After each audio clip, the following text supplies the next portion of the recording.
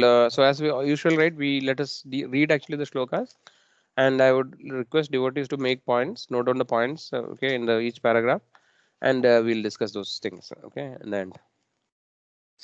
Okay, so basically, let's start with the shloka from Bhagavad Gita 6.47. We'll read the shloka together. Yoginamabhi sarvesham. Please repeat after me.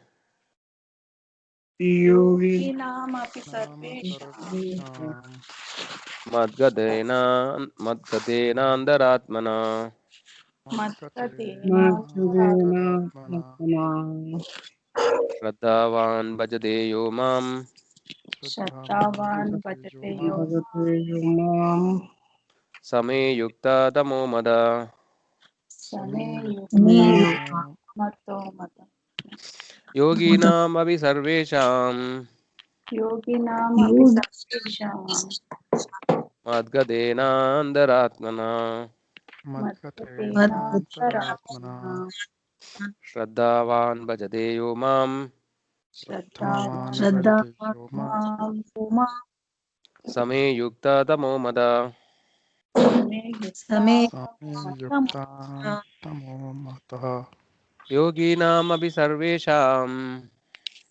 योगिनामपि योगी योगीनां सर्वेषां सर्वेषां Madgadenandaratmana मद्गते मत्ततेनान्तरात्मना मद्गतेनान्तरात्मनः Shraddhavan Bhajadeyo Mam श्रद्धावान् भजते यो श्रद्धावान् मां भजते मां Same Yukta Tamo Mada. समे युक्ता समे तमो मतः Okay, so now devotees can read one by one paragraph at a time. So please can carry on. Go ahead. Who wants to read the first translation? Prabhuji, I'll read. Yes, Mataji. A translation. And of all yogis, the one with great faith, who always abides in me, thinks of me within himself, and renders transcendental loving service to me, he is the most intimately united with me in yoga and is the highest of all. That is my opinion. Hare Krishna Prabhuji. Thank you, Mataji. 1 second.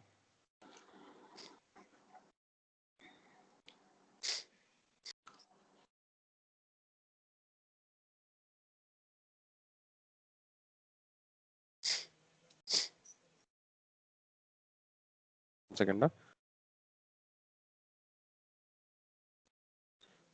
Okay, so devotees, please you can continue. Next purport. Who wants to read? I'll read Prabhuji. Yes. Purport. The word bhajate is significant here. Bhajate has its root in the verb bhaja, bhaj, which is used when there is need of service. The English word worship cannot be used in the same sense as bhaj. Worship means to adore or to show respect and honor to the worthy one. But service with love and faith is especially meant for the Supreme Personality of Godhead. One can avoid worshipping a respectable man or a demigod and may be called uh, di- discon- discourteous, but one cannot avoid serving the Supreme Lord without being thoroughly condemned. Every living entity is part and parcel of the Supreme Personality of Godhead, and thus every living entity is intended to serve the Supreme Lord by his own constitution. Failing to do this, he falls down. The Bhagavad Gita 11.5.3 confirms this as follows. It's Bhagavatam, Mataji. Bhagavatam. Bhagavatam. Okay. Shall I continue, Prabhuji? Yes, Mataji. Okay. Ye Isham Purusham Sakshat Atma Prabhavam Ishwaram Na Bhajante Avajananti Shatand Stanad. Stanad. Sthanat okay Sthanat Barashtan Parante Patanti. Ada Adate Parante Adaha. Yeah, I'll read once, Anyone? Mataji. Yeah, please. या येषां पुरुषं साक्षात् आत्मप्रभावमीश्वरं न भजन्ति अवजानन्ति स्थानात् भ्रष्टात् पतन्त्यत. Yes, Mataji, you can continue. Okay. Anyone who does not render service and neglects his duty unto the primeval Lord, who is the source of all living entities, will certainly fall down from his constitutional position. In this verse also the word bhajanti is used. Therefore, bhajanti is applicable to the Supreme Lord only, whereas the word worship can be appealed to demigods or to any other common living entity.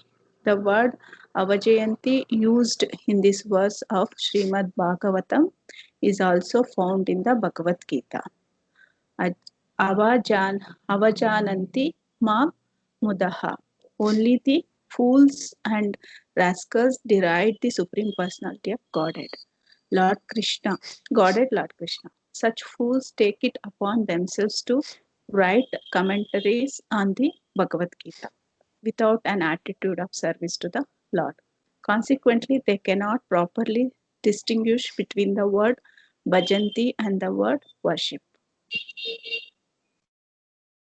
I'll continue. Yeah, Mataji. Anybody else want to read? Otherwise, you can continue. Shall I read? Yes. Hare Krishna. The culmination of all kinds of yoga practices lies in Bhakti Yoga. All other yogas are but means to come to the point of Bhakti in Bhakti Yoga. Yoga actually means Bhakti Yoga. All other yogas are progressions towards the destination of Bhakti Yoga. From the beginning of Karma Yoga to the end of Bhakti Yoga is a long way to self-realization. Karma Yoga without fruitive results is the beginning of this path. When Karma Yoga increases in knowledge and renunciation, the stage is called Jnana Yoga. When Jnana Yoga increases in meditation on the Super Soul by different physical processes and the mind is on him, it is called Ashtanga Yoga. And one surpasses the Ashtanga Yoga and comes to the point of Supreme Personality of Godhead Krishna, it is called Bhakti Yoga, the culmination. Actually, Bhakti Yoga is the ultimate goal, but to analyze Bhakti Yoga minutely, one has to understand these other yogas. The yogi who is progressive is therefore on the true path of eternal good fortune. One who sticks to a particular point and does not make further progress is called by that particular name, Karma Yogi. Karma Yogi, Jnana Yogi, or Jnana Yogi, Raja Yogi, Hatha Yogi, etc. If one is fortunate enough to come to the point of Bhakti Yoga, it is to be understood that he has surpassed all other yogas. Therefore, to become Krishna conscious is the highest stage of yoga, just as when we speak of Himalayas, we refer to the world's largest mountains, of which the highest peak, Mount Everest, is considered to be the culmination.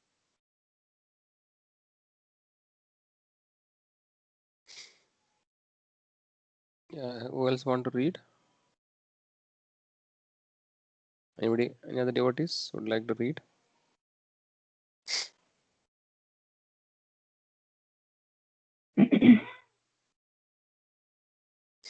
It is by great fortune that one comes to Krishna consciousness on the path of Bhakti Yoga to become well suited according to the Vedic direction.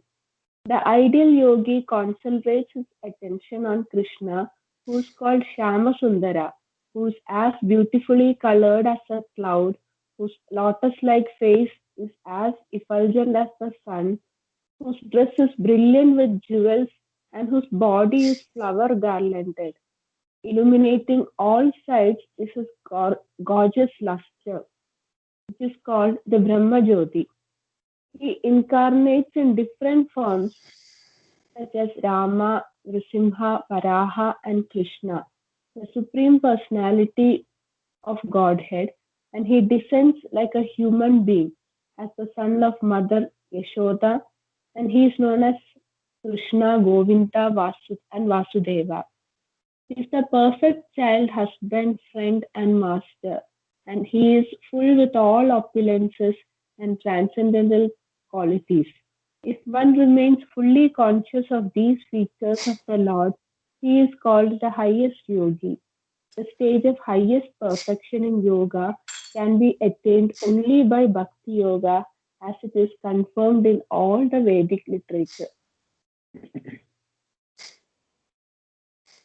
यस्य देवे परा भक्तिर्यदा देवे तदा गुरौ तस्यैते कथयिताय अर्थः प्रकाशन्ते महात्मना. You can continue, Mataji, last paragraph. Only unto those great souls who have implicit faith in both the Lord and the spiritual master are all the imports of Vedic knowledge automatically revealed. Bhakti Rasya Bhajanam Tad इहामुत्रोऽपि नैराश्येनामुस्मिन् मनः कल्पनम् एतादेव नैष्कर्म्यम्. Bhakti means devotional service to the Lord, which is free from desire for material profit, either in his life or in the next. Involved of such inclinations, one should fully absorb the mind in the Supreme. This is the purpose of Naishkarmya. Gopala Tapani Upanishad 1.15. These are some of the means for performance of Bhakti or Krishna consciousness, the highest perfectional stage of the yoga system. Thank you, Mataji. Hare Krishna. Yes. Okay, so today it's a very important topic. So we are actually now moving to real devotional service.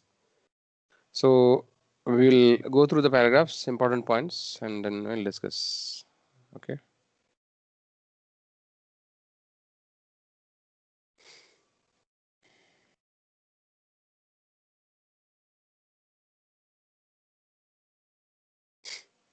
Okay, so in the first paragraph, what are the important points?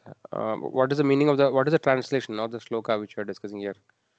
Somebody can tell the summarize.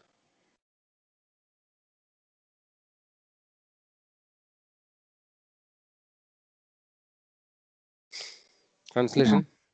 Yes. Yes. Like whatever, like Krishna is mentioning the which is the topmost yoga, the highest among all the yoga is the the highest among all the yoga he has mentioned as bhakti yoga. Means like who the yoga it means who which is performed with faith and love, with the devotional service which is performed with faith and love. Yes. And he has mentioned that among all the yogis, the one with great faith on the Lord Krishna, and who always thinks about Lord Krishna and renders service to always with the lotus feet of Lord Krishna, he is the topmost yogi. Yes. Okay, good, Mataji. Thanks, Mataji. So in this, any doubt anybody is having? Of all the yogis, the one with great faith who always abides me, think of me within himself, and renders transcendental loving service to me. He is the most intimately united with me in yoga, is highest of all. That's my opinion. So in the the purport, actually, next purport paragraph, it is described what is the word bhajate means. So how can we interpret? No, it is this shloka is talking about bhakti, right? So that is explained in the next shloka. So somebody wants to summarize, or somebody can tell important points in the next paragraph. So the first paragraph I think is clear, right? When translation is clear, okay. So maybe then some people may have doubt whether how do I know whether it is they are talking about bhakti, right? So that will be explained in the next. So otherwise, I don't think there is any question. No, any question in the first paragraph. I think it's clear, right? It's very straightforward. All the yogis, the one who with great faith, who always abides me, thinks of me within himself, and renders transcendental loving service to me. He is most intimately united with me in yoga. So all the yogis, one who is actually performing bhakti yoga, he is the topmost. He is what is the understanding. So the Bhajade word is explained in the next paragraph. So what does Bhajate means? Service to the Lord, Prabhuji. Yes. Which Lord?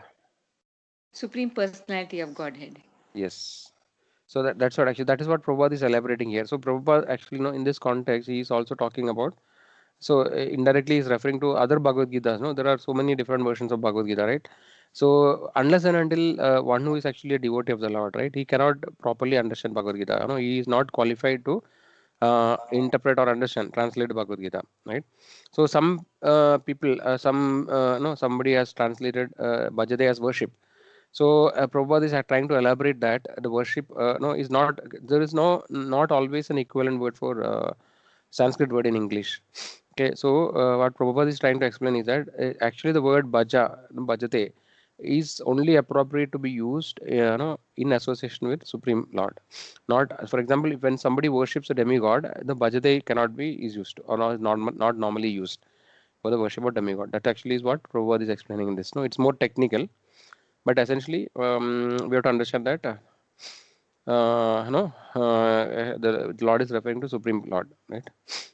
That's what actually. So that is the technical part. Every living entity is part and parcel of the Supreme Personality of Godhead, and thus every living entity is intended to serve the Supreme. Okay, so that is the second part of it. So why somebody should serve the Supreme Lord? That is the question. Second question. So before we go to that, anybody has any questions in the first part what we have discussed? All of you agree completely? Anybody has any? Okay.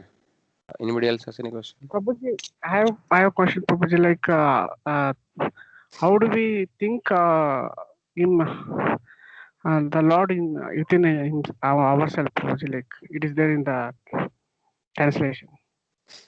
Okay, let me see that. Yes, one who great always abides in me, thinks of me within himself. Yes. So basically, what it means is that this is about the yogis. There, Prabhupada, Krishna is talking about yogis, right? So yogis are generally the people who meditate the Supreme Lord. Yogis meditate, right? And Bhakta actually does devotional service. So what is the difference between a yogi and Bhakta? Is that a yogi actually is not doing practical devotional service. He is only doing meditation. He is meditating the Lord in the form of Paramatma. We have discussed that, no? Basically, there are three levels of understanding, right? Brahmedi, Paramatmedi, Bhagavani, Sabhyade. So first is the Brahman understanding, then is Paramatma.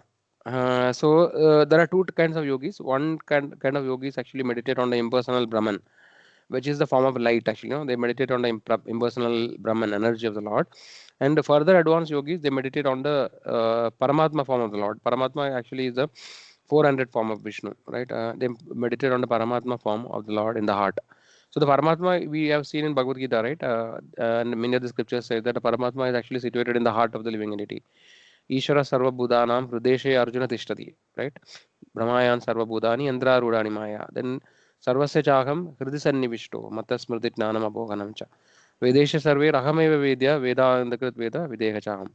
So what actually that means is that we have discussed it earlier, right? Whenever the living entity comes to the material world, the Lord accompanies, because Lord being merciful and compassionate with the living entity, he also accompanies the living entity through his journey in the material world, right from the point he comes to the material world till he returns to the spiritual world. The Lord is always accompanying the living entity in the heart, in the form of Paramatma. So the Paramatma is an expansion of the Lord, right? Actually, there are technical details which I think we may not be to go in now, but I can just briefly say that we know that the Supreme Personality of Godhead, original form of the Lord, the source of everything is Krishna, right? And this form of Krishna is known as Bhagavan, Swayam Bhagavan. It is known as Swayam Rupa or Swayam Bhagavan. He is the supreme original person. He has a two-handed form. He is known as Shama Sundar, right? That is explained in the Brahma Samhita. Ishvara Sarva, brother, Ishvara Parama Krishna, Sachidananda Vigraha, Anadi Radir Govinda, Sarva Karana Karanam. Then also it says that Yam Shama Sundaram Ajindya Guna Surubam. ప్రేమాంజన చురిద భక్తి విలోచనేన సంద సదైవ హృదయేషు విలోకయంది యం శ్యామ సుందరం అచింత్య గుణస్వరూపం గోవిందమాది పురుషం తమహం భజామి. So here actually it is explained, Brahma, Lord Brahma, who is the first creator of the universe, first created living entity in the universe. He actually is explaining about the Supreme Lord. He says that the Supreme Lord actually cannot be seen by material eyes, right? How can you see the Supreme Lord? By by the I which is anointed by prema, no, love of God. Premanjana churida bhakti vilojanena, with devotion, right? With eyes which are anointed by devotion, right? With that eyes, Premanjana churida bhakti vilojanena, sanda sadeva hridayeshu vilogayandi. So always actually he is residing in the heart of the living entity. Sanda sadeva hridayeshu vilogayandi. That actually, that Supreme Lord in his expansion form as Paramatma is always residing in the heart. And Yam Shyama Sundaram Ajindya Guna Swarupam. So that his original form actually is the Shyama Sundar form, right? Which actually the color is like a rain cloud, no, fresh rain cloud. In that form, actually, the Supreme Lord original 200 form is there. But actually, yogis meditate the Paramatma form. Okay, so the original Supreme Lord is Shyama Sundar, and from that form, various forms emanate. Actually, there are like no first actually the Balram is the first one of the first again no, expansion. Then actually there is a Chaturvyuha, right? Vasudeva, Sankarshana, Pratyubna, and Aniruddha, right? That is the first Chaturvyuha.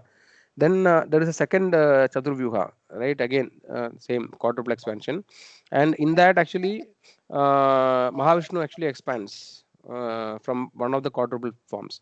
Okay, so this Mahavishnu is known as the first Purusha. Okay, and from there are three Purushas. One is a Mahavishnu. From Mahavishnu, we have seen that Mahavishnu is lying in the causal ocean, right? He is known as the Karana of the Shai Vishnu. He is the first Vishnu. And from this Vishnu, when this Vishnu breathes out, from every pore of his body, all the innumerable universes comes out, right? And in every universe, the Mahavishnu enters as Garbhodaka Shai Vishnu, with the second Vishnu. And the third Vishnu is actually known as Kshirodaka Shai Vishnu, who is the Paramatma. So like that, the Paramatma form is a partial expansion, is a plenary expansion of the Supreme Lord. It's not direct. So this Paramatma form is one of the forms of the Lord. And the yogis actually who meditate, right? So the advanced yogis, the yogis who are very advanced or who are actually more matured, they actually meditate on this Paramatma form, which is there in the heart. So they will focus the attention on the heart region, where actually this Paramatma form is there. So this is the meditation, but actually this is not meant for devotees, right? Chetan Prabhu asked the question, right? How to meditate? So we, for devotees, actually we don't have to meditate like that actually. So we don't meditate on the Paramatma form, in the heart. We are actually directly rendering devotion service to Supreme Lord. So what is recommended for devotees? Devotees also go through different levels, right? There is Kanishtadhikari, Madhyamadhikari, and Uttamadhikari. Kanishtadhikari is the neophyte devotee. So what actually is recommended for us is actually to worship the deity in the temple, or not in the temple, deity anywhere. So there is the deity is known as Archa Vigraha. Okay, Archa Vigraha. So the deity is non-different from the Supreme Lord. There is no difference actually. So the Lord, how the Lord is incarnated in the material world, in the form, like for example, sometimes it comes in various form, like Vamana, Narsimha, Lord Ramchandra, right? All these are different various incarnation, and sometimes he directly comes in his original form in Krishna. Once in a day of Brahma, the original Bhagavan, Swayam Bhagavan or Swayam Rupa Bhagavan actually directly descends, and rest of the day, other times of Brahma. So Brahma, one day of Brahma is 1000 yugas, right? The 4 yugas, Satya Yuga, Treta Yuga, Dwapara Yuga, and Kali Yuga, which together comes around 43 lakh years. When that repeats 1000 times, right? That is one day of Brahma. So in this cycle, right, the 1000 cycle yugas repeat 1000 times. So Kali Yuga, Dwapara Yuga, right? So Satya Yuga, Treta Yuga, Dwapara Yuga, and Kali Yuga. So this is 4 yugas, and then keep repeating 1000 times, right? That is one day of Brahma. So in all the repetitions, the Kshirodhara Shai Vishnu comes as Krishna, one of the avatars. So that is why most people say that okay, Krishna is an incarnation of Vishnu, right? Which is not wrong. So most of the time, the Kshirodhara Shai Vishnu's expansion comes as Krishna. He is actually an incarnation or expansion of Kshirodhara Shai Vishnu. But once in a day of Brahma, the original Krishna, who is the source of all other incarnation, right? Who is in the spiritual world, Goloka Vrindavan, that original Krishna, Swayam Bhagavan, directly comes once in a day of Brahma. Okay, so that is the last cycle is when actually the Supreme Lord came directly. Original Krishna has come. And whenever the original Bhagavan, Swayam Bhagavan comes, the following Kali Yuga, Lord Chaitanya Mahaprabhu also appears. He also comes only once in a day of Brahma. Okay, so what actually we are trying to say is that so devotees actually are worshipping on the Supreme Lord. So less like the Lord incarnates in the material world in the various forms, the deity is considered as an incarnation of the Lord in the material world. It is not an idol, or it's not what you call, it's not a, like we just say, no, it's a pratima, It is not actually just like an idol or anything or a doll or anything.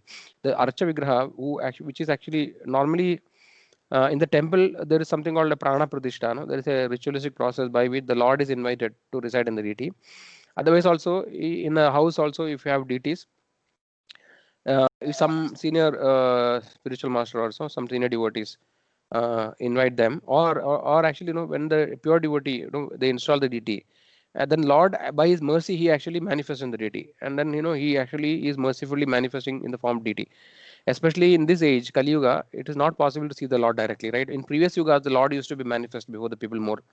Krishna, no? Like in Satya Yuga, Treta Yuga, Dwapara Yuga, and all, Lord used to manifest. Even the people, the human beings used to see demigod. They can see demigods used to come, and then we used to be able to see. But in Kali Yuga, the Lord is not manifested. Neither demigods are manifested. So He has mercifully agreed to manifest actually. Right? I mean, it is not that only in Kali Yuga the Lord is manifested in deity, but actually in deity, in Kali Yuga, because it is not possible, it is all the more important, to worship the deity. So the Lord is actually present, in the deity. He is actually known, is non-different from the Supreme Lord. So unless and until we have faith, no, it is difficult to understand or accept that, right? But we see that there are so many devotees in the parampara, right, who actually worship the deity, and the deity is reciprocating with the Lord, right? He is not the Supreme Lord.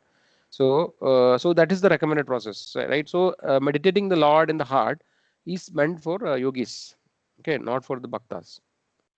I think it's a very long answer for a very short question, but nevertheless, I somehow I want to speak. I mean, simple to speak in that way.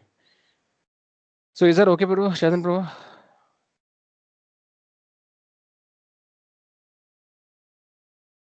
Shadan Prabhu is still there? Yes, Prabhu. Okay, Prabhu. Yeah. But Sorry for the. means you're telling that Prabhuji that worshipping of deities is better than worshipping of the Paramatma. So Yes. is it so? What will happen if we worship the Paramatma, Prabhu? What is the end like? Uh, See, Paramatma generally, Paramatma meditation. No, so yogis actually who meditate on Paramatma, who generally they don't get the highest destination, which is the topmost. No, Goloka Vrindavan. Generally, the impersonal. I mean, people who worship on the impersonal form of the Lord, they actually get the form. They merge with the supreme Brahman. They merge with the Brahma Jyoti, right? Unless and until the devotee develops an attachment or love for the Lord, it is not possible to enter the Vaikuntha planets, which are the spiritual worlds, right? Without that, no. So somebody who's meditating on the Lord without any attachment, right? They actually may get an impersonal liberation, which means that they merge with the Brahman. But if they develop, so many times it happened that somebody who meditates on Paramatma, somehow the Paramatma inspires them to become a bhakta. Somehow the Paramatma within the heart give the knowledge to such a meditator about the Bhakti Yoga, and ultimately he has to come to Bhakti Yoga. Unless until one comes to Bhakti Yoga, it is not possible to attain the Vaikuntha Lokas, the spiritual world, right? So generally, most of the time, it happens actually. Somebody who meditates on the Paramatma form, also the Paramatma inspires that person, and he guides that person to a particular devotee, or a Vaishnava, so that actually he can perform the devotional service. Is that okay, Prabhu? Yes, Prabhuji. Hare Krishna. Yeah, so you have two options. So if you insist that you want to worship meditate on Paramatma, then it will take longer time for you to attain perfection, or become return to spiritual world. Yes, Prabhu, Sanjay Prabhu, you can talk. Allow me to. This thing, Paramatma form, I mean, the process is thing, personal form of body. So process doesn't allow or doesn't say that you handhold with other devotees and do the ABCD, like our this thing association of devotee first step, and there it is like more yogi form, like tapasya form. So it gives a feeling of what to say, um, common feeling, where I know it all feeling comes in the practitioner. That's what my point was for Paramatma thing. Okay, probably yeah, your voice was not fully clear, Prabhu. So are you saying that no, the Paramatma meditation is not the best or the topmost, right? That's what you're trying to say. Yeah, Yeah, right, Prabhu. Yes, see, generally the yogis, no Ashtanga yogis, they most of them they don't have any love for the Lord. Actually, see, their idea of meditation is to no attain something. Like for example, they want to attain some, want to become some more knowledgeable, or they want to become enlightened. No, so they generally the Ashtanga yogis, their aim is to become liberated. That's all. Liberated. Actually, they want to merge with the impersonal Brahman. Most of them, right? The Ashtanga yogis. So and then otherwise they actually olden times they used to do Ashtanga yoga to attain the Ashtasiddhis, right? We have discussed it many times. Like no, we have Anima, Mahima, Lagima, Prapti, like that. Ishavasya, Pragamya, like that. So there are different eight siddhis actually, right? So generally the Ashtanga yogis actually. So the karmis, the jnanis, the yogis, right? Generally they are all selfish actually. They are doing this process for themselves, not for the Lord, or not to please the Lord. So that is why it is not the superior thing, right? That's I think what actually Sanjay Prabhu is trying to say also, that no, they have command, and no, they actually there's a ego, and then they are not selfless, right? So that is why, no, that is why precisely Krishna is saying here, right? Oh, yoginam abhi sarvesham madgadena. So before this actually Krishna has told that yogi actually is superior to no, to a Gnani, right? Actually, Krishna says that yogi is more superior than a Gnani. And after that, Krishna is saying that of all the yogis, the topmost is a devotee, a bhakta, right? Who is always meditating upon the Lord. He is the topmost. So this way, the gradations are given, right? So everything depends on what is our goal and what is our, what is our destination, or what do we want to achieve, right? So because the Lord has given the free will for every living entity, and He doesn't interfere in the free will, so different living entities have different desires, right? As long as the living entity has a desire, right, he will actually continue to be in the material world. So even the liberation, even the desire to be liberation also, right, is also not completely spiritual. The desire to become liberated is not considered as fully spiritual, right? So that is why, because there is some personal interest in that, right? So that is why all these things are actually not the topmost, right? Only one who is selflessly serving the Lord, right, who has a desire only to serve the Lord, or only to please the Lord, he is actually more superior than all other people. That is the point actually, which is trying to establish here. So yogi is definitely very great. No, there is no doubt about it. But compared to yogi, Lord is saying that bhakta is better, right? Of all the, so basically there are a couple of shlokas which we can look in this context from the scriptures. Okay, one is that Bahunam Janmanamande Jnanavan Mam Prapadyante Vasudeva Sarvamidi Samahatma Sudurlabha, right? So that is talking about Nani. So if somebody has a doubt that no, Jnani is better, or Jnana, the path of knowledge is better, then actually this shloka refutes that. Bahunam Janmanam Janmanam Ante. So this is the shloka 7.19.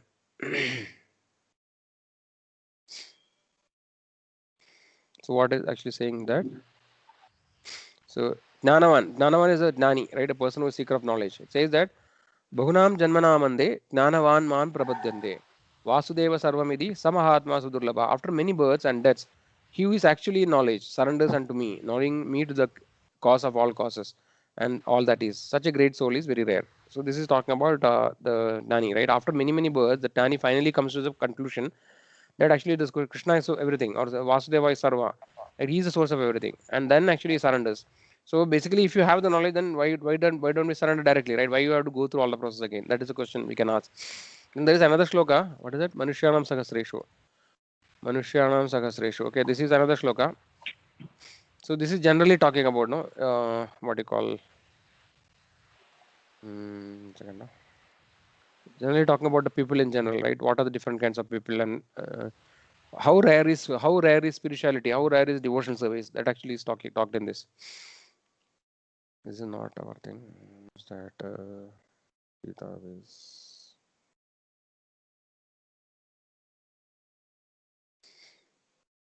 should be fine, I think. Manushyanam Sahasreshu Kaschid Yadadi Siddhaye Yadadam Abhi Siddhanam Kaschin Me Veti Tattvada. Out of thousands among men, one may endeavor for perfection, right? So if you look at the material world today, right, there are so many people around us, right? How many of them are actually even trying to understand trying to seek the knowledge, right? Nobody is actually interested. Everybody is just interested in to gain material knowledge. They want to see how I can make more money, how I can become peaceful. So nobody is actually even endeavoring for perfection, right? So hardly few people actually inquire to try to find out now what is happening here. Who am I? Why am I suffering, etc. So out of many thousands of young men, one may endeavor for perfection, and of those who have achieved perfection, hardly one knows me in truth, right? So this is what actually, so basically what it means is that to understand the Supreme Lord, or take up to the topmost process is not very easy, right? It's very rare actually. So yeah, so this sloka we talking about dana. So basically, so Krishna is gradually establishing in Bhagavad Gita about the superiority of the Bhakti Yoga. So first he says that at Nani actually after many births he comes to the conclusion, that Supreme Krishna is supreme. Then yogis, there are so many yogis, right? In that yogis, after of all the yogis, right, one who actually is always meditating upon the Krishna, on the Lord, right, who is serving him.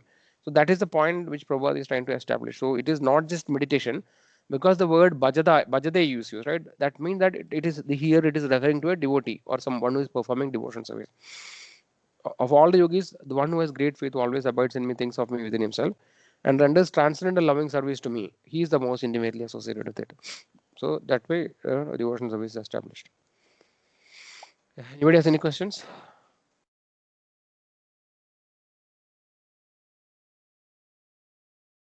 Okay, there is some other shlokas, which actually I don't know whether I'll be able to search it now. Basically, what it says is that the essence is that if you see that somebody is chanting the holy names of Krishna, right? Like for example, somebody is chanting the Hare Krishna Maha Mantra, or somebody is actually performing devotional service, right?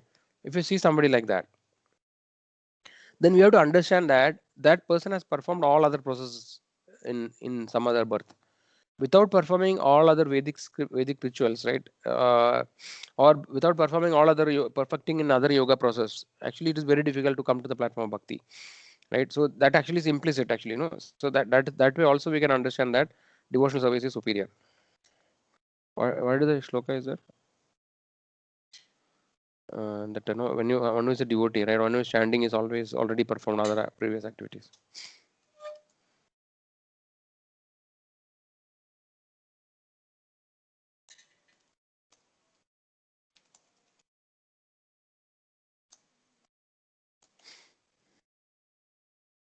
It'll be a little difficult to actually find out.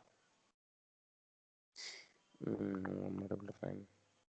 There's some, Gariya and Sopacha, something is there, no? Sopacha, Gariya, something. What is the slogan, no?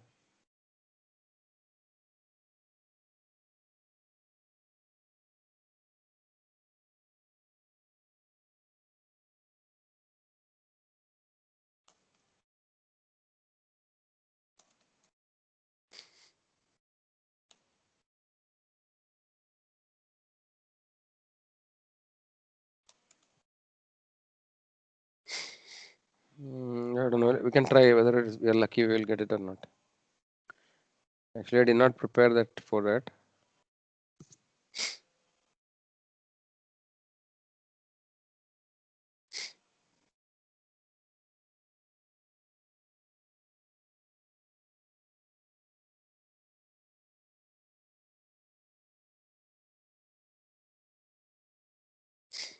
Can I find out? There was so that shloka is no. So good shloka. Sopacha, Gariyan.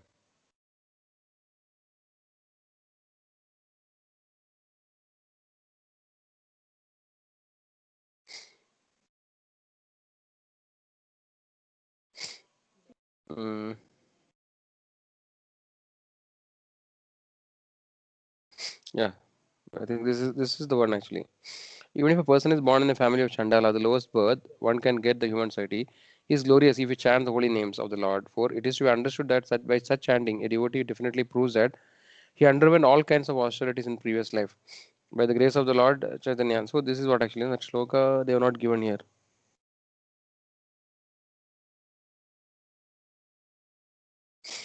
I'll find out later actually. I'm not able to find now. But this is the translation of the shloka.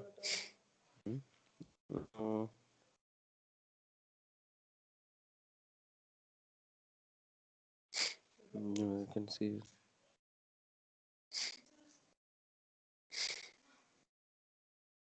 This is a shloka actually. So this is in Srimad Bhagavatam 3.33.7. Okay, you can abo. What is it? Aho bada swapacho dakoriyan yad jihvagre vartade nama tubhyam tepus tapaste juhu sanshnorarya brahmanujur nama granadiyete. If a person is born in a family of Chandalas, the lowest birth one can get a human in human society. He is glorious if he chants the holy names of the Lord. For it is to be understood that by such chanting, the devotee definitely proves. So this is the same thing we read, right? I think let us look at Veda base. Veda base. What is this? 4.3.33.7.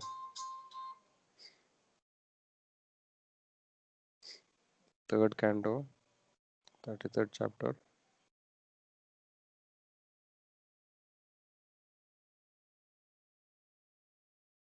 Chapter 7 sloka.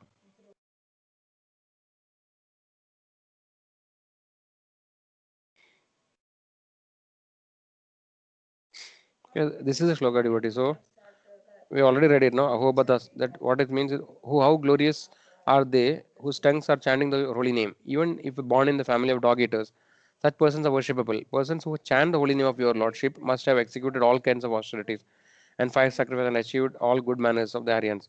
To be chanting the holy name of the lordship, they must have bathed in the holy place of pilgrimage. They studied the Vedas and fulfilled everything required. So that's what actually. So because that is the topmost, unless until one you have performed everything else, he cannot actually come to the platform of chanting the holy name. So we have to indirectly, understand that the devotional service is the topmost process.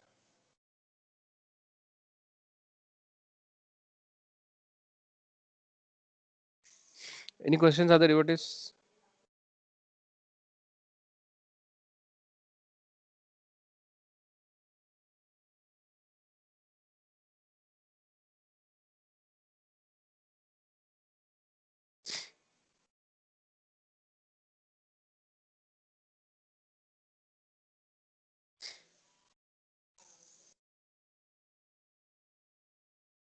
Krishna, am I audible?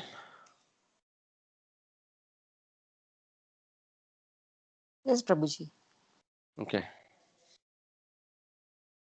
Any questions, points, anything? We'll continue otherwise. So in this paragraph, what are the points, devotees? Because today I think I'm only talking. I think I request others also to talk. Bring some points. We'll discuss. So in this paragraph, what are the important points? Next paragraph.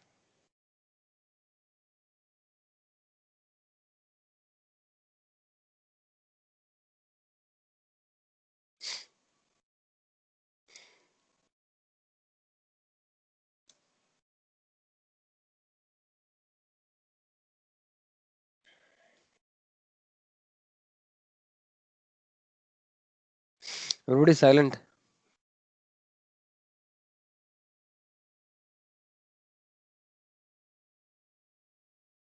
Prabhuji, we were talking about the deity and Ajna Vigraha.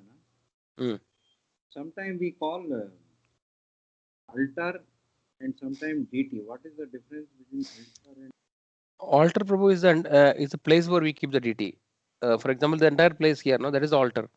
Is a place where the deity is kept, and deity is actually the vigraha. No, we have the different murtis, right? That is known as the deity.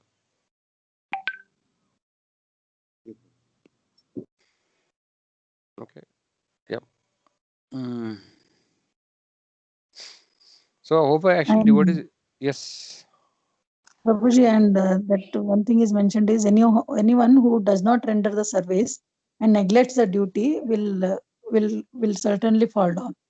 Yes. So we should always be rendering our service onto the lotus feet of our Lord Krishna, so that Yes. we can get attached to him always. Then only we can get mercy of the Lord Krishna. Mm.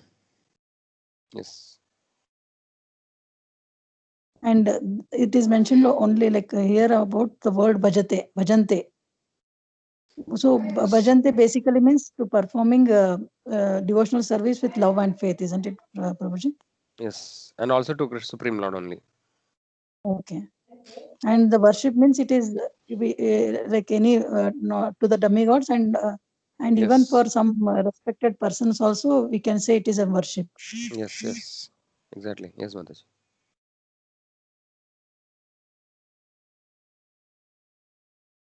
So what is mentioned? Anyone who does not render service. So what it means, So basically, somewhere down also Prabhupada is actually talking, right? When Jnana Yoga increases, so basically somebody actually remains and doesn't make progress. Somebody is only performing Karma Yoga and he doesn't goes to the next level, right? Then he is known as a Karma Yogi. One who's only performing Jnana Yoga and is not making progress is known as a Jnana Yogi. But generally, Yeah. it's possible that after many lifetime, no, they may come to the next stage, like which is mentioned, right? Bahunam Janmanam Ande. After many lifetime, Nani actually understands the truth, right? So like that, so it takes many lifetimes. Whatever be the path, right? Like whether it is Karma Yoga, Jnana Yoga, Dhyana Yoga, if they don't come to the stage of devotional service, right? Then actually they will fall down. Is what actually they cannot attain the complete perfection. So Karma Yogi anyway cannot become liberated just by doing Karma Yoga. It's very difficult to liberated, right? Then Jnana Yogi and Dhyana Yogi, generally they attain only impersonal liberation, which is merging. It is called a Sayuja Mukti, right? Or merging with the impersonal Brahman. They merge into the impersonal Brahman. So that we have seen that like after it is told that people who merge with the impersonal Brahman, they will after many millions of years, right? Actually, they again fall down to the material world. They will not. It's not a permanent position. That liberation is not eternal. So basically, so that means that indirectly, unless until we attain love of Godhead, right? Attain, we are not attached to Supreme Lord, and no, we don't doesn't perform devotional service to Supreme Lord. All other processes actually cannot give an ultimate success or a permanent possession is not possible. They will all fall down. That is what actually this shloka is mentioned, right? Will ultimately unless until we do devotional service, there is a possibility to fall down. We cannot attain the complete perfection is not possible. Okay, but anybody who actually reaches the spiritual world, right? They will never come back here. Krishna says in Bhagavad Gita, Yad Gatva Nivartande Tadhama Parama Mama. He says that once you reach there, you never come. That is a Parama Mama, my ultimate abode, right? My most topmost abode. If somebody returns, reaches there, then actually there is never, they will never come back to this material world. Yad Gatva Nivartande Tadhama Parama. Like that, there are multiple places, no? Lord says about it. One more shloka is that I'm not able to remember now. Mm, yeah, we'll come to that later. Okay, so yeah, what other points are there? And one more thing it is mentioned is like how yoga the we can go to the stage of Jnana Yoga, and from Jnana Yoga to the process of Ashtanga Yoga. But I think like directly going to the devotional service, many will follow that, isn't it, Prabhuji? Like here it is mentioned, when Karma Yoga increases in the knowledge and renunciation, the stage is called Jnana Yoga. Yes. When Jnana Yoga increases in meditation on the super soul by different physical processes, then it is Ashtanga Yoga. And when surpasses the Ashtanga Yoga and comes to the point of Supreme Personality of Godhead, Krishna, it is called Bhakti Yoga. Yes. This is a normal progression, Mataji. So there are two ways of looking at it. Okay. So one is that let's say you are doing Bhakti Yoga in this lifetime, right? So because always in the Vedic fold, right, or Vedic parlance, we never look one lifetime. Okay, because we are all in the process of evolution. So we have taken so many lifetimes earlier, right? So one way of saying is that if when somebody is doing Bhakti Yoga in this lifetime and he has not done other yogas in this lifetime, then we have to assume that he might have done that in the previous life. That is one way. Second thing is that when somebody gets the mercy of the Lord, right, by through a Vaishnava, pure devotee, then he may not have to go through all the processes. Anybody actually, even if a dog eater, no, he actually, even what that means that the lowest of mankind also, if he gets the mercy of a pure Vaishnava, then he can bypass the normal progression. He doesn't have to go through all the processes. So both are possible. Okay. So we don't know actually. So that is something called Kriba Siddha and Sadhana Siddha. Okay, so Kriba Siddha and so Sadhana Siddha is one who actually attain perfection by performing the sadhana, different austerities, right? Or all these processes, going through the various processes and performing austerities, etc. So that is known as Sadhana Siddha Bhakta. By doing that, he became perfect. Then other one is known as Kripa Siddha. Kripa Siddha is actually just by mercy of some Vaishnava, pure devotee, right? Just because a Vaishnava decides that let him become a devotee, we may become a devotee. So mostly many of us probably would have become a devotee by somebody's mercy, right? So kripa of another devotee. Like in the scriptures, no, the story are there. No, for example, the story of Mrigari is there, right? By Narada Muni, by whenever somebody associated with Narada Muni, they become, they get the mercy of Narada and also Supreme Lord. And even though they are not done any other thing, they don't have any qualification, still they become a devotee, like Valmiki, no, Mrigari, etc. So both are possible actually.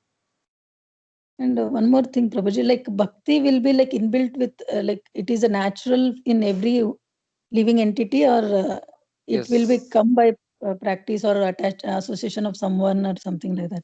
No, bhakti is there in every living entity.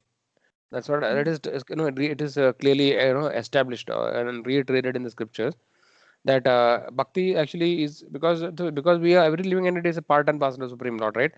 See, Jivara Swarup Hoy Krishna Nityadas. So that is the constitutional position of the living entity is to serve the Supreme Lord. That is an inherent quality of every living entity.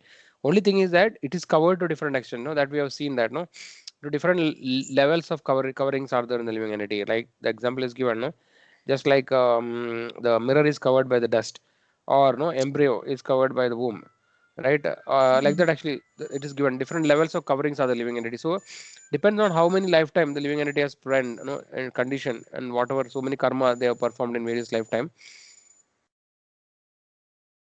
So based on that, no, the living entity, the different level of covering is there. So just like it is mentioned that it is just like the small child which is walking, right?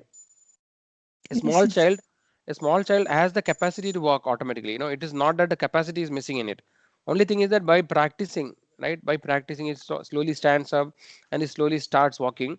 So by practicing, the child actually starts walking.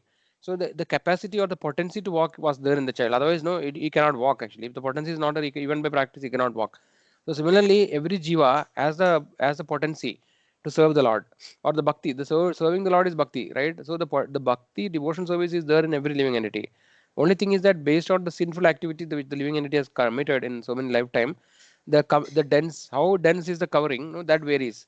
So if the covering is very thick, then the living entity is in the form of like trees, or non-moving entities. Actually, they are very completely covered. Actually, their original knowledge as well as the bhakti or spiritual potency is just like a spark which is covered by ash, right? The covering is very thick actually in the case of such living entities like trees, etc. And in the case of animals and birds, the covering is little less, less subtle. And it is a covering is the least in the case of human beings. The human beings have the least covering. But in the human being also is not that every human being, all human beings are same, right? So based on the karma of the living and different human being, the extent of covering is different. So that is why some living and some human beings are not able to take up devotion service easily, because there is so much of sinful reactions. No, it's so much of covering and so much of sinful activity that is committed in the past. They will not be able to take up devotion service. They won't get any taste. But on the other hand, some devotees, no, they actually the covering is less, and then they may be able to take it up more easily. So maybe in those cases, we can assume now, like as we discussed already, right? They might have done some of the devotional activity in the previous lifetimes. Okay, actually, I will take a small break. Okay, there is one call actually. I have to just attend one. Can you please bear just 1 minute?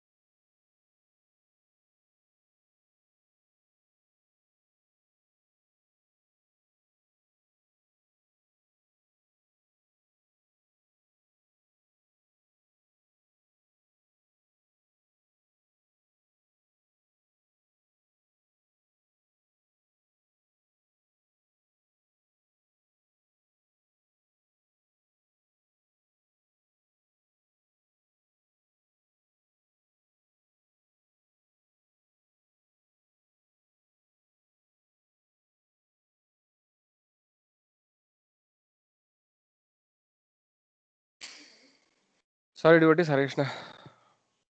Somebody dropped out actually by the time I went and came back. Who has dropped out? I think it's Nima Mataji. Okay, let's go on.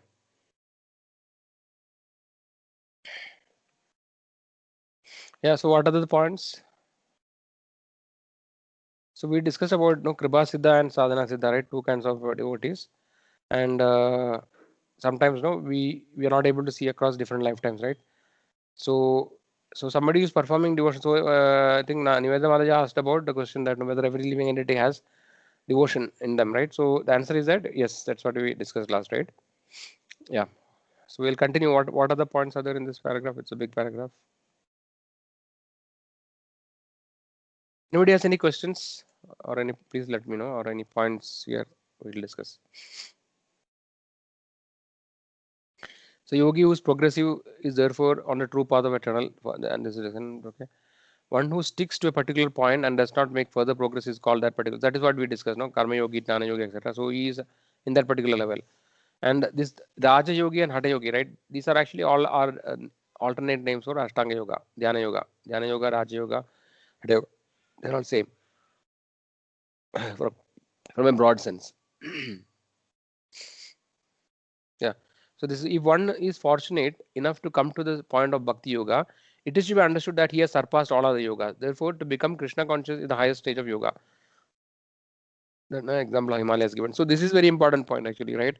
So when we so somebody so who are actually who all of us who are actually chanting the holy names of the Lord, who are already started the process of devotion service, we should consider ourselves very very fortunate because because that is a topmost. Somehow or other actually we are able to, if you are able to execute devotional service, then actually we should consider ourselves fortunate because we have already surpassed all other processes. That is what actually very important point here.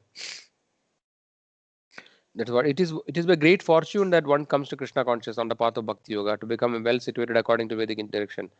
The ideal yogi concentrates his attention on Krishna, who is called Shama Sundara, who is as beautifully colored as a cloud, whose lotus-like face is effulgent. So this question which our Chetan Prabhu asked now, whether we should meditate on the heart. So actually these are all little technical things actually. See, so it's strictly speaking, the dhyana yogis, right, or the yogis actually who meditate, no, who on the Paramatma form, that actually we discussed, right? They are actually following the Ashtanga Yoga process. Their destination, they are not actually having any love for the Lord, or they don't. They are not executing any devotional service. But so we cannot say that no, if somebody is meditating on the Supreme Lord, no, they are actually an Ashtanga Yogi. That is not necessary, right? Because when a bhakta, when a pure devotee of the Lord, right, he also makes progress in devotional service. In advanced stage of devotional service, he also will be meditating. He can see the Lord always. He can see the Lord in the heart also, right? But that doesn't mean that he's Ashtanga Yogi, right? So that we have to distinguish actually. So we have to understand what is the context, what is the mood of the devotee actually, right? So a pure devotee also the Lord also he also can meditate on the Lord of the. That doesn't mean that actually it is not contradicting with the previous point, right? Is that clear? I mean that is one thing we have to understand clearly.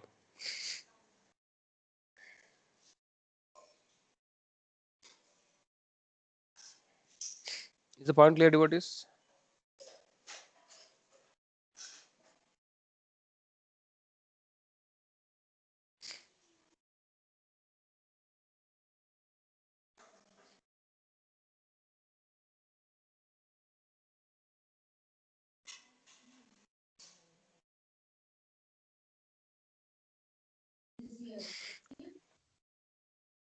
And yeah, Brahmajyoti, we have seen what is Brahmajyoti, right? We have discussed it earlier. And then different incarnations of the Lord are mentioned.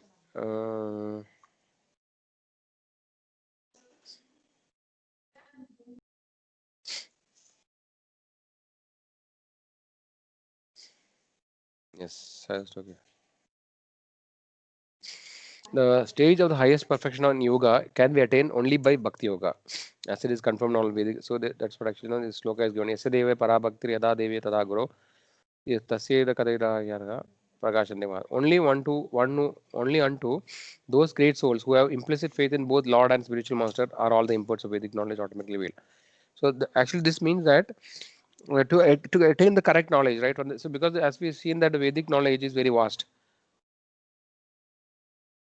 The Vedic scriptures is very vast actually. We have so many, like Bhagavad Gita, Bhagavatam.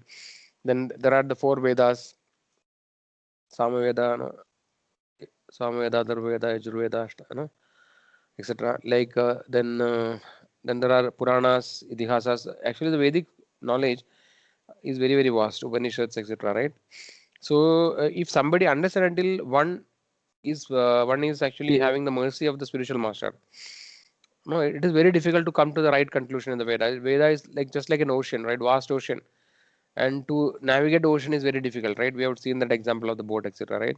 So here it is mentioned that one understand one who has implicit faith in both the Lord and the spiritual master. If you don't have faith in spiritual master or the supreme Lord, then actually you will be completely lost. We will not be able to come to the right conclusion, even if you read all the scriptures. So this is very important to have faith, right? So that is one important point here. Then bhakti means devotional service to the Lord, which is free from desire for material profit. That there's a shloka, Anyabhilashida Shunyam, Jnana Karma Dhyanavrutam, Anukulena Krishna Anushelanam Bhakti Uttama. So what is Uttama Bhakti is Anyabhilashida Shunyam. There should not be any other desire actually. No, the only desire should be to satisfy the Supreme Lord. Right? Anyabhilashida Shunyam. Jnana Karma Dhyanavrutam. So there should not be any tinge. So there is actually pure devotion means the devotion which doesn't have any mixture. Then actually there is devotion which is mixed. Like there is something called Jnana Mishra Bhakti, right? And Karma Mishra Bhakti, etc. Which means that is not pure devotion, but actually the devotee is not fully purified. So he has some other desire also along with to serve the Lord. He want to serve the Lord, but at the same time he want to attain some siddhis, right? Then it is called uh, like we can call it Dhyana Mishra Bhakti, right? Otherwise, actually, somebody has a desire to acquire knowledge, right? In that process, also he becomes little attached to the Lord. So that is also not pure devotion, because in the pure devotion service there is no other desire. There is no desire for jnana, there is no desire for karma, etc. That is the pure devotion service. Devoid of such inclination, one should fully absorb the mind in the supreme. That is the purpose of Naishkarmya. Naishkarmya actually doesn't mean to not to do any karma, right? We should execute positive, favorable devotion service to Supreme Lord. Okay, so with that, I think we completed this part. Any question, devotees?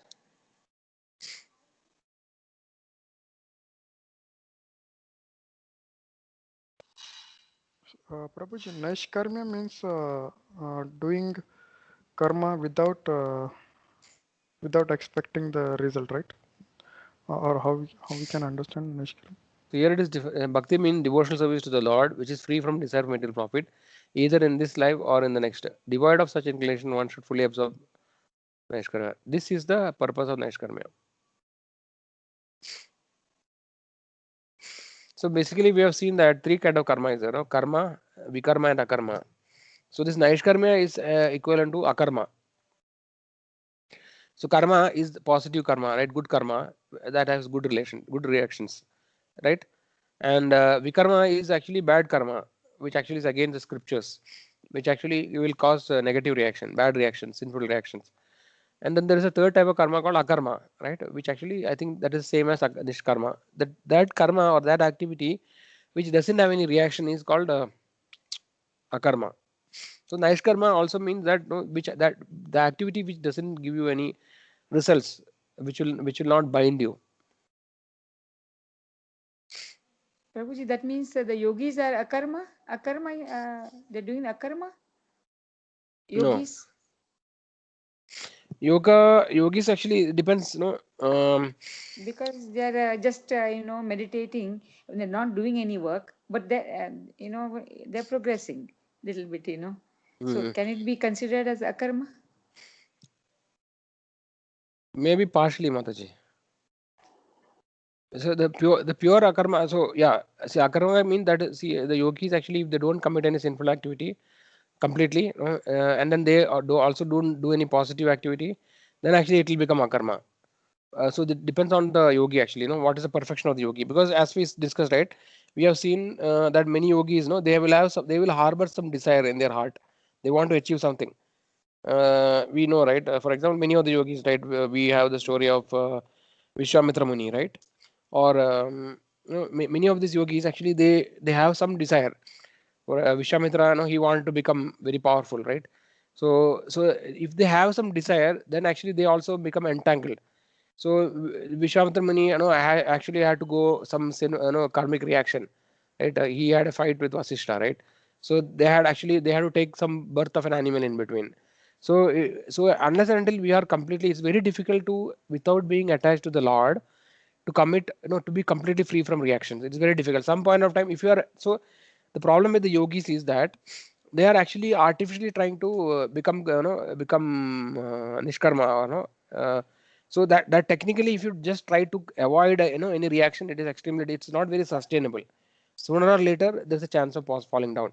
So if they are able to strictly do that, then as long as they are doing like that, then we may call it akarma, because there is no reaction to their activity. But no, generally it is very difficult to continue in that form. Sooner or later there is a good chance, because that is what, no, that unless and until we develop attachment to the Supreme Lord, by Lord's mercy only it is possible to overcome this cycle of birth and death, and no, to become completely free from karma. So to some extent, or for some period of time, maybe yogis who are perfect, no, they may be able to do akarma, but it may not be sustainable. And Arjuna fighting, that is a karma, no, Prabhuji? Yes. Arjuna fighting in the war of Kurukshetra. Yes. He's doing his duty because the Lord tells him to do, but he's Correct. given everything of his to Krishna, the results, everything. He's Yes. just doing his duty. So that is a karma, no? Exactly. Prabhuji? Yes, Mataji. That is akarma. So if anybody acts on behalf of the Supreme Lord, right, then actually it is akarma. Arjuna directly got an instruction from Krishna, right, and he was acting on his behalf. So that is why Krishna says, many multiple places in Bhagavad Gita he says that, no, you will not incur sin, Arjuna. Now Arjuna was trying to refute, saying that if I kill all these people, they are all of my relative. Then no, actually Papa Mahab, no, he say like that. So Krishna will say no. And then in the end also he says that Sarvadharman Paritijya Mamegam Charanam Braja Aham Tvam Sarva Pabebhyo Moksha Ikshami Mashuja. So basically anybody who surrenders to Supreme Lord and acts on his behalf, right, he actually is completely free from sinful reactions. Yes, Prabhuji. Thank you, Prabhuji. Yes. For us, actually, it's very simple. See, from a practical perspective, if you just follow the devotional service, which actually are given by our acharyas, right, that actually will bring us to the stage of akarma very soon. Whenever we are performing devotional service, we are already doing akarma during that time, right? And when some other time we are not performing devotional service, we may be incurring reactions. But as long as we continue, or as long as we engage in devotional activity, we actually are become purified, and then by the mercy of the Lord and acharyas, we gradually we elevated soon to the platform of pure devotional service, where actually we'll be completely free from sinful reactions. No reaction, no good nor bad. Thank you, Prabhuji. Thank you. Any other questions? No, Prabhuji. Thank you, Prabhuji. Okay. Then I think let us go to the questions. What does the word bhajate means? Loving service and devotion to the Lord, to the Supreme Personality of Godhead. Yes, Sandesh. Very nice. What is the difference between worship and bhajate? Our Nivedana Mataji had already told. What is the difference? Worship is, Prabhuji, worship you actually do to a demigod or to a human being or someone. Yes. But the word bhajate is used only for the Supreme Personality of Godhead. But if you use this worship for the Supreme Personality of Godhead, it's an insult to the Lord. So because it is used only for demigods and for ordinary human beings, where you are adore, or you do any other sort of Yeah. think that a person is great, then we call worship. Yes. Very nice. Yes. Of the many type of yogis, who does Krishna consider to be topmost?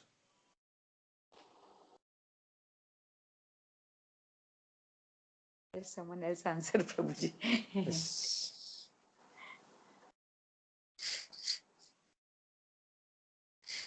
Somebody wants to answer that? Sanjay Prabhu?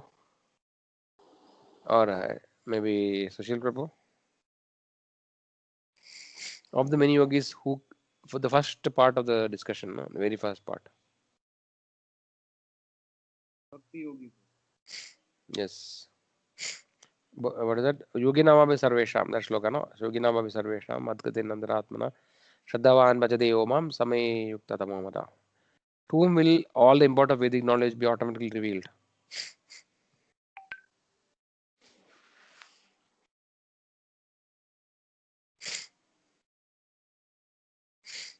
That you have seen very recently. Towards the end, you have seen that, right? Anybody remembers? To whom all this import of Vedic knowledge be automatically revealed?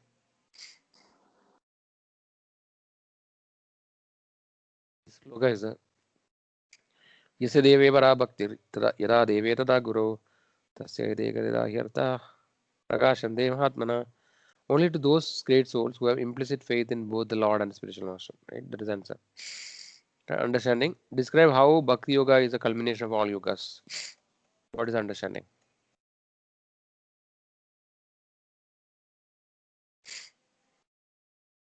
Can somebody explain that? How Bhakti Yoga is a culmination of all yogas. I think we have discussed that now in detail, right, today. Puji, we do some kind of yogi, Ashtanga yoga, or Dhyan yoga, or Dharma yoga, or we are not liberated properly, and we will not go to God's abode. So Yes. our repetition of birth and death will be there, and when our credit of goodness is finished, we will come back to rebirth. Hmm. Ultimately, person has to do bhakti yoga. There is no other goal for that. Okay. Yes. Anybody else want to add?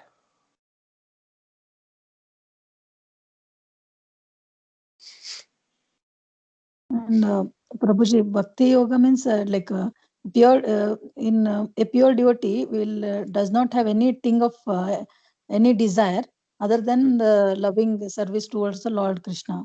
Yes. So one who is attached to the another like other demigods or like Vishnu and all, they can attain the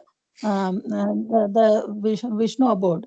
But like achieving the highest perfection, going to the Goloka Vrindavana is only through devotional service on towards Lord Krishna. Okay. And One second, that's Mataji. So I have to slightly like adjust some things. So basically, worship of Vishnu, is not considered as demigod worship. That you know, okay. no, Mataji? That's you are not sure about it. Yeah, sir, Prabhuji. Yeah. So Vishnu is not different from But Krishna. but will be attained the Sarabhya Mukti will be attained worshipping Lord Vishnu, something like that, isn't it, Prabhuji? No, no, Mataji. So it depends on how we worship Vishnu, right? If you worship Vishnu, basically there are the 5 rasas, right? The Shandarasa, the Dasirasa, Sakirasa, Vatsalya, and Madhurya, right?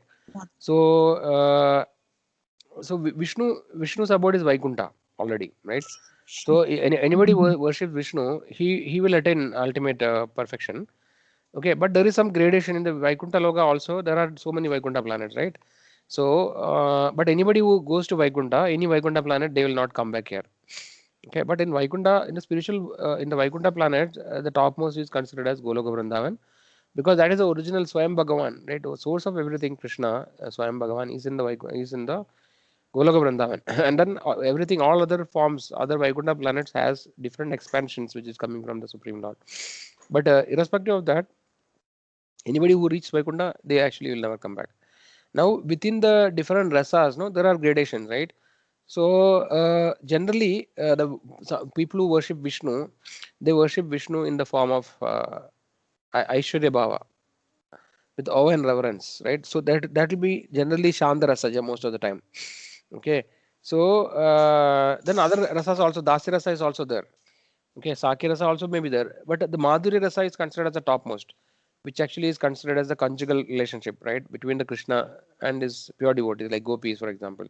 So that rasa is mostly predominantly existing only in the Goloka Vrindavan.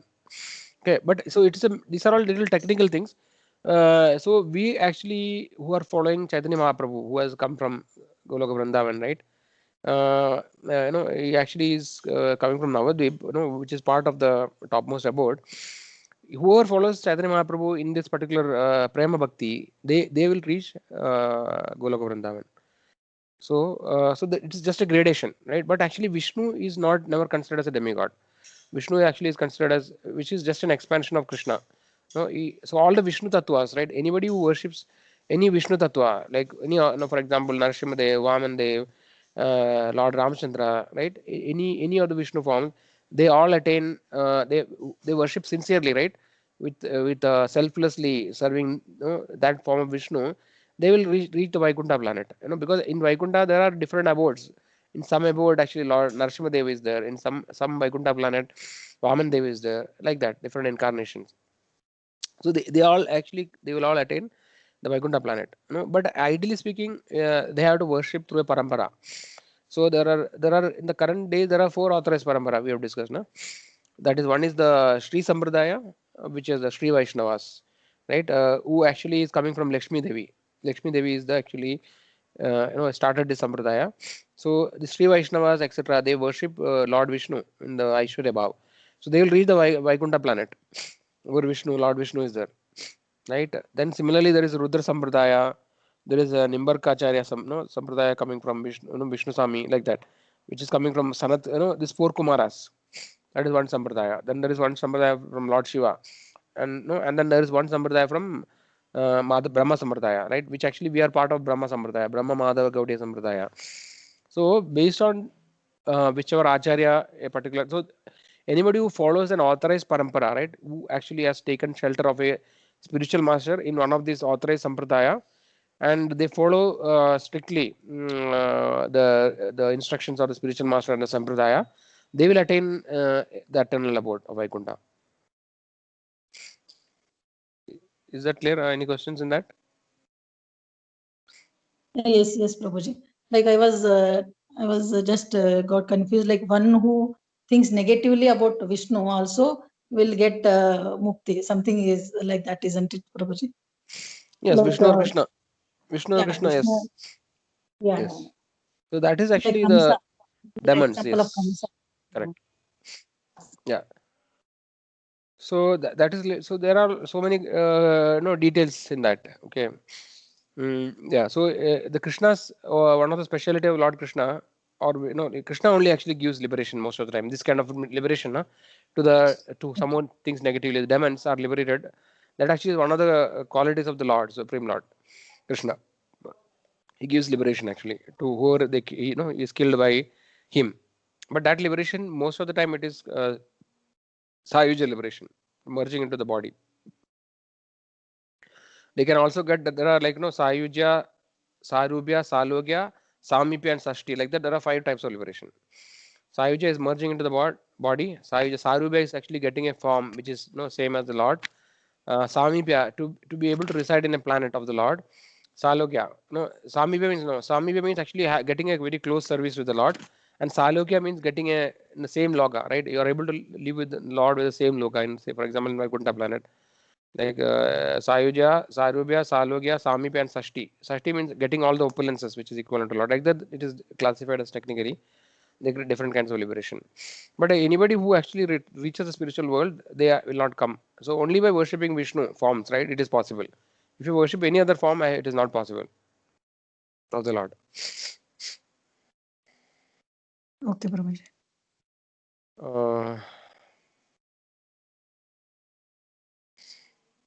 Okay, so how any other what is the definition of bhakti given in Gopala Tapanipad? How it is different in bhakti that you have seen, right? And then without any desire, right? If you worship the Lord without any other desire, then actually is considered the topmost devotion service.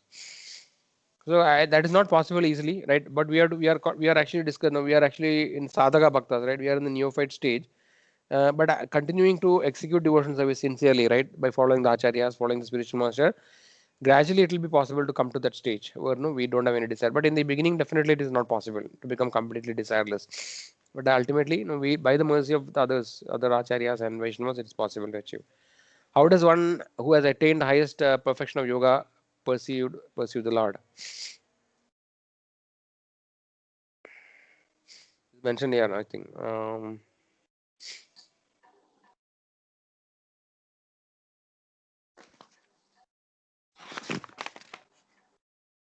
About Sham Sundar and all, Prabhuji? Yes. The Sham ideal yogi, Sundar and lotus feet and beautiful face and yeah. The ideal yogi concentrated his attention on the Krishna, who is called Shyamasundara, who is as beautifully colored as a cloud, whose lotus-like face is as effulgent as sun, whose dress is as brilliant with jewels, and whose body is flower garlanded, illuminating all sides of the gorgeous luster, which is called the Brahmajyoti. He incarnates. So that's actually, he sees in that form, right? And yeah, the stage. Okay. He is the perfect child. So they see in different form actually. You see, actually the Krishna, it is mentioned by advanced devotees that the Krishna who is son of Yashoda Nandana, right, or Rajakumar, Rajendra Kumara, that Krishna is the original Krishna. He is in that form in the spiritual world also. So it is mentioned towards the end, right? So different based on the different rasas or a mood, different devotees worship the Lord. No, like somebody want to see the Lord as a child, somebody want to see the Lord, no, somebody want to see the Lord as a friend, right? Somebody want to see the Lord as a actually conjugal lover, right? Like that, different devotees. Somebody want to see the Lord as a they want to see themselves as servant of the Lord. Like that, different moods are also there in the devotion, different rasas. What are the challenges you face in performing bhakti? How do you plan to overcome this? So this maybe I would like to hear from all devotees. Do is anybody facing any challenge in performing devotional service? And do you already have a plan? If you don't have a plan, then whether somebody can help, we can see that. Now, Chetan Kumar. Prabhuji, not relating to this topic, but I have a little doubt. Now we are doing deity worship here also, no? And in Dwapar Yuga also there's the deity worship. What is the difference, Prabhuji? So in Dwapara Yuga, it is actually much more elaborate. In Kali Yuga, it is not. The process is exactly not the temple worship. The process in Kali Yuga is chanting the holy name of the Lord. That is actually is recommended, because deity worship also it is told that as the Kali Yuga advances, right, people actually will stop deity worship and all. It will all stop after some time. Okay, so people will not have any facility to execute devotion service as the Kali Yuga progresses more and more. So we are actually in the beginning of Kali Yuga now, right? Dwapara Yuga is just ended, and we are in the beginning of Kali Yuga. So because of that, some virtues and some qualities actually, are still there from the previous Yuga a little bit. So we are able to worship the deities. So at the end of Kali Yuga, there'll be only chanting. I mean, as yes. Kali Yuga progresses, there'll be only chanting. Yes. Thank you, Prabhuji. And towards the end, even chanting also will not be the Mataji. Like it is told, it will completely deteriorate in the end. So at that time, actually, the Yuga will end. Nothing. Kalki will come, and then everything will be over. And again, next Satya Yuga cycle will start. Thank you, Prabhuji. Yeah. Okay. So anybody would like to say anybody is facing any challenges in executing devotional service? Maybe we'll quickly go. Yeah. Chetan Prabhu, do you have anything to say?